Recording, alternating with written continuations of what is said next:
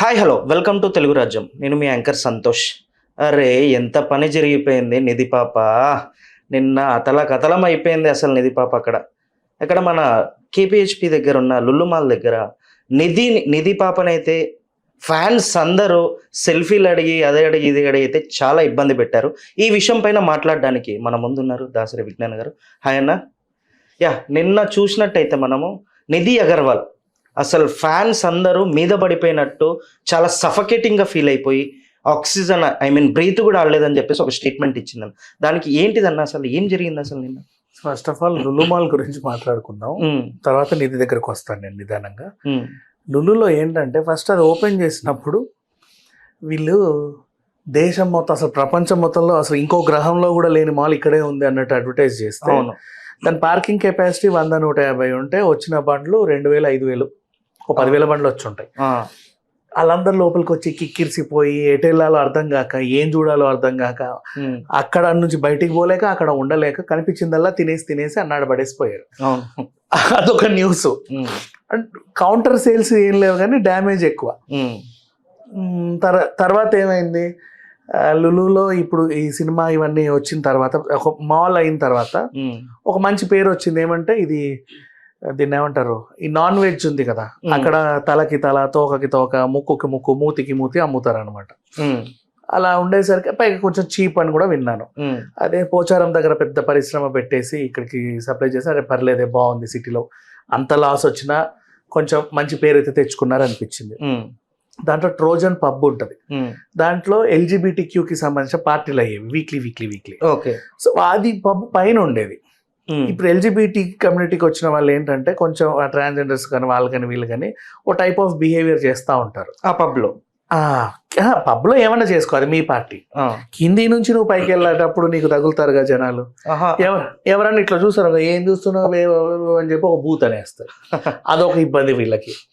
సరే పోన్లే, అది దానికన్నా కొంతమంది అడ్జస్ట్ అవుతారు, కొంతమంది ఏమనుకోరు, వదిలేద్దాం. నో వాట్ హ్యాపెండ్, సినిమా ఫంక్షన్లు చేసేసరికి సాంగ్ లాంచ్ ఈవెంట్ చేయాలి. AMBకి వెళ్దామా కూడా, అందరు AMBకే కదా వెళ్తారు, ఇంకెక్కడికన్నా వెళ్దాం వెరైటీగా.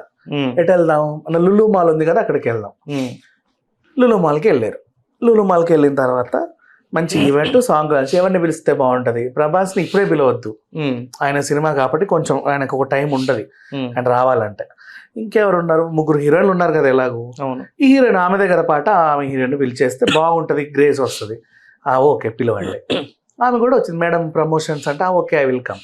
ఇప్పుడు ప్రమోషన్స్ కానీ కత్తిరింపులకు కానీ ఎక్కడికన్నా వెళ్ళాలంటే హీరోయిన్స్ వాళ్ళు ఒక మంచి డ్రెస్ వేసుకొని నీట్గా జనాలకి అందం కనబడాలి, వాళ్ళు అందంగా ఉండాలి, సినిమా మీద అంచనాలు పెంచాలి, అందరికి అందుబాటులో రావాలి. ఆమె కూడా అలాగే వచ్చింది. ఇప్పుడు అక్కడ బౌన్సర్స్ తక్కువ ఉన్నారా లేకపోతే ఈవిడ పర్సనల్ స్టాఫ్ లేదా తెలియదు, కానీ ఆర్గనైజర్స్ ఎలా చేశారో తెలియదు, ఎవరు ఆర్గనైజర్ కూడా తెలియదు నాకు. జనాలందరూ ఆ మీదకి వదిలేశారు. ఎవడెక్కడ చేతులు వేస్తున్నాడో తెలియట్లా, ఎవడు ఎటు నుంచి తోస్తున్నాడో తెలియట్లా, ఏమీ అర్థం కావట్లా. ఒరే ఏం కావాలరా మీకు అంటే సెల్ఫీ. అదే మనం చూసినట్టయితే అన్న వీడియోలో బౌన్సర్ ఒక్కతనే కనబడుతున్నాడు.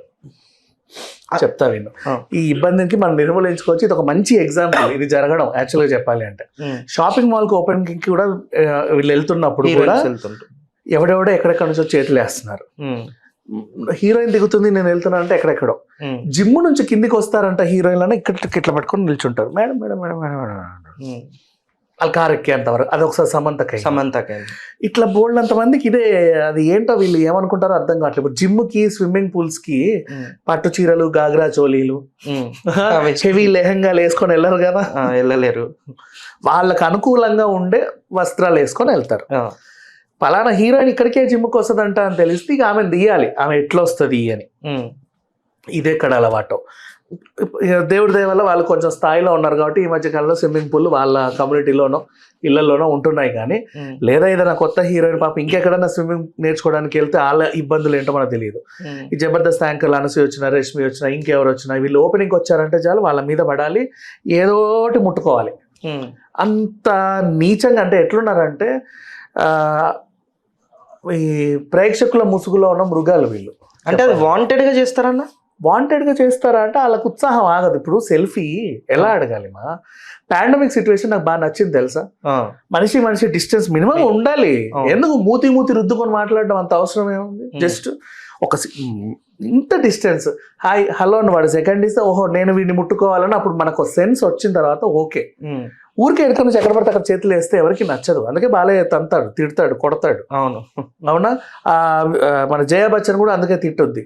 వీళ్ళు ఏం చేస్తారంటే ఈవెన్ ఫోకస్ చేస్తారు. బాలయ్య కొట్టాడు అనేది ఫోకస్ చేస్తాడు, ఈవెన్ తిట్టాడు అని. అయ్యో పాపం ఒక అయ్యో పాపం అభిమానం అంటే నీ బొందా నువ్వు పెట్టే టార్చర్కి.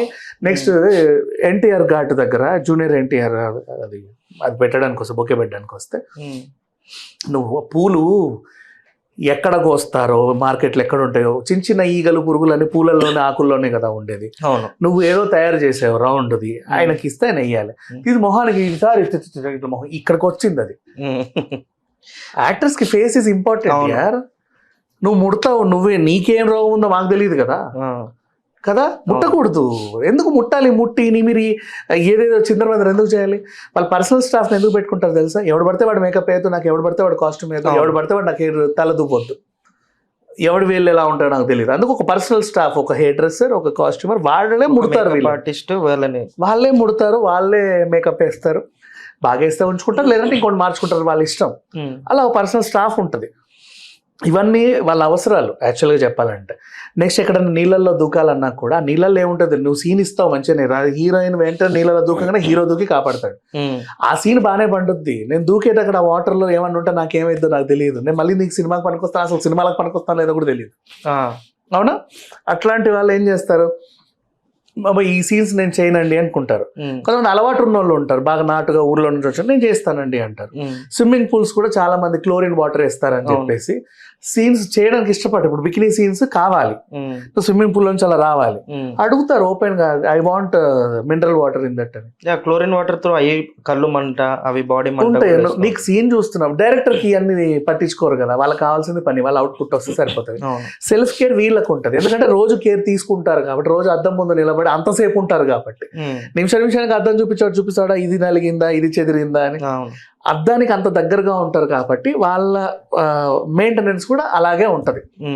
ఇప్పుడు ఈ అమ్మాయి వచ్చింది, ఇప్పుడు ముట్టుతాడు, ఎక్కడెక్కడో చేతులు వేస్తారు, ఇబ్బందిగా ఉంటుంది. అండ్ కొంతమంది ఏం చేస్తారంటే హీరోయిన్స్ వేసిన డ్రెస్ వేయకుండా వేస్తా మిమ్మల్ని ఎంటర్టైన్ చేయడానికి సింగిల్ పీస్ గౌన్స్ వేస్తే ఇక్కడ చిన్న స్ట్రిప్స్ వస్తాయి అంతే. అవునా. ఆడెవడో ఇట్లా దాన్ని తెంపితే బేసిక్గా ఉంటారుగా, అట్లాంటి వాళ్ళు కూడా ఉంటారుగా. అందరూ మామూలుగా ఉండాలని లేదుగా. ఎవడు పడితే వాడు ఉంటాడు, ఏది పడితే అది చేస్తాడు. కాబట్టి పబ్లిక్లోకి ఇంకొచ్చేప్పుడు ఇప్పుడు చూసిన ఇన్సిడెంట్ అంటే బాధాకరమైందే. ఇప్పుడు ఎవరిని శిక్షించాలో తెలియదు. ఇక్కడ రెండు చెయ్యొచ్చు. ఎవరెవరైతే మీద పడతారో, ఈ 4 మీద పడితే 40 మంది చుట్టుంటారు కదా, ఒరే అట్లా అది కాదురా పద్ధతి అని వాడికి గట్టిగా చెప్పొచ్చు, ఏదో అవుతుందని ఇట్లా చూడకుండా.